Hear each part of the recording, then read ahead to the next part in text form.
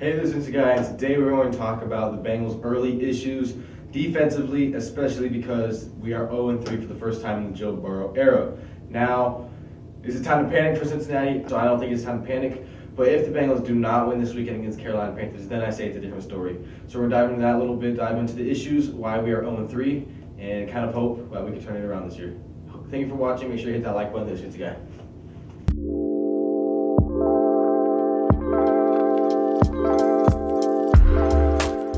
Hey, this is the guy, and like I said in the intro, the Bengals, well, they're currently 0-3, and that does not mean it is time to panic just yet. But we're going to dive in a little bit why the Bengals always start off slow. Like the past years, we started off 0-2, 1-2, 1-3, but now we're 0-3. This hasn't been done before as in the Joe Burrow era.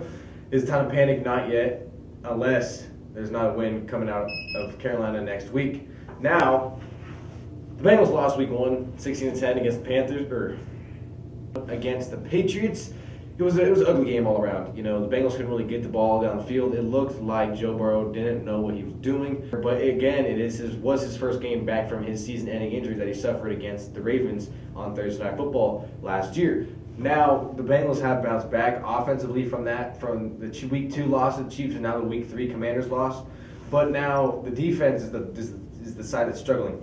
And if not, both teams can't succeed, then this team won't be good. Obviously, that's how it is for any team. But now the Bengals are 0-3.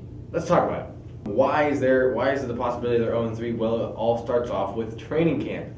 What do the Bengals exactly do in training camp? I'm not sure, because this has happened repeatedly over and over and over again. They start off 0-2. What do they do in training camp? I'm not sure. Clearly, it's not enough to get the guys going in order to perform the way they need to.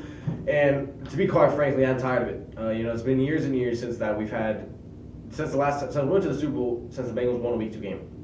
And sitting at 0-3, but that is disappointing because the Bengals lost week 1, ugly game. Only a rushing touchdown from Zach Moss and a fumble from Tanner Hudson, which definitely could potentially won us the game. And it's definitely just going to be hard to bounce back from an 0-3 start. The schedule's in our favor, though. This weekend we play the Panthers, and then we play the Ravens, and then the Giants on Sunday Night Football in week 6. So it's definitely in our favor. We could go on a nice little stretch here, but the key to the stretch, if we're going to make one, is that the Cincinnati Bengals defense locks in.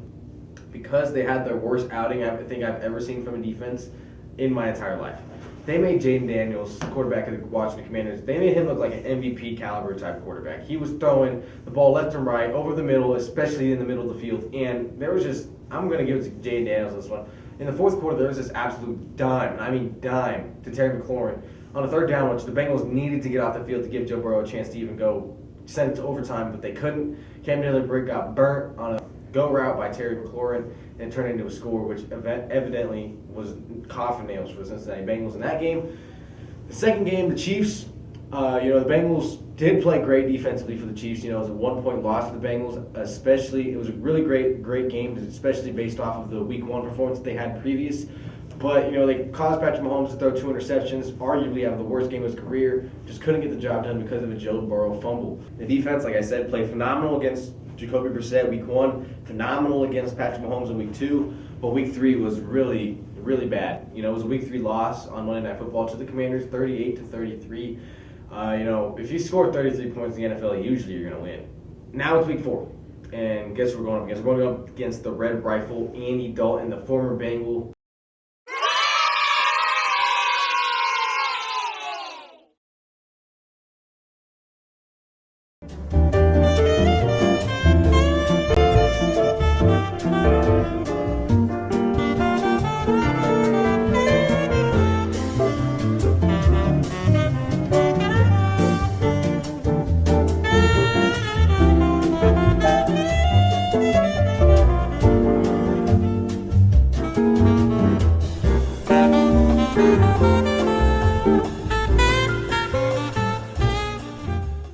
Joe Burrow is arguably having the best stretch of his career ever. He's thrown for 300 yards in the Commanders, 3 touchdowns. He threw for over 250 against the Chiefs and 2 touchdowns. Joe Burrow is doing everything he can on his side of the ball, and the defense is letting him down on their side. Joe Burrow has played, like I said, arguably the best ball he's played in his career. And, the Bengals are 0-3, so he doesn't have anything to show for it.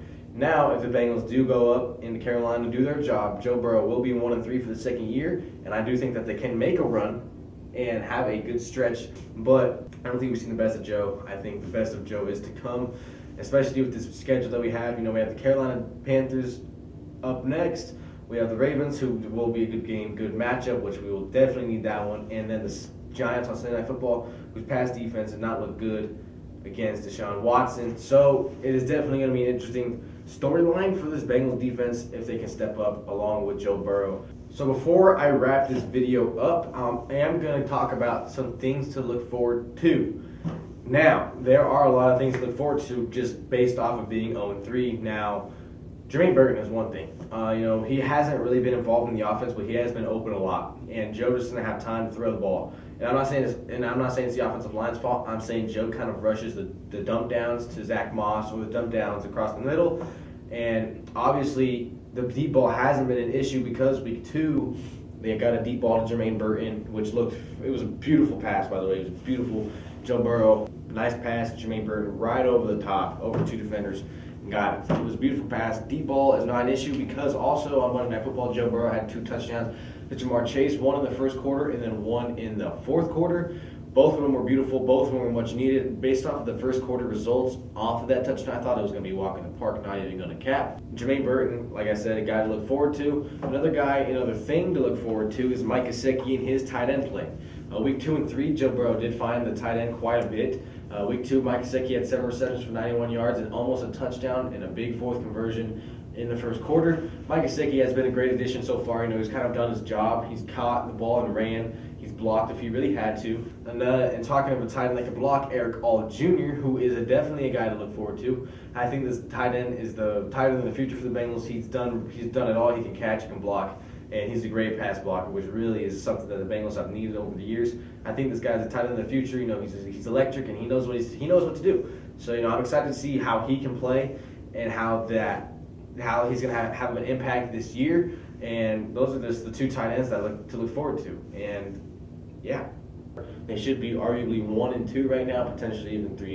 If they don't fumble the ball on the 1-yard line, if Joe Burrow doesn't fumble the ball and goes back for 6, then the defense can actually play it and do their job. I think the Bengals will be just fine. So Joe Burrow's not the issue. The offense isn't the issue as of right now. The defense, it is a defense issue, and I do and hopefully expect them to pick it up a little bit for this important stretch the Bengals will have. I kind of just cleared everything up. It was kind of a mixed video just because, it is week 3. It is week 4 now. Week 3 just got over a couple days ago. The Bengals 0-3. Definitely not time to panic if you're a Bengals fan. If it is, it will be a time to panic if the Bengals don't win, capture this dub against the former Cincinnati Bengals, Andy Dalton, this weekend.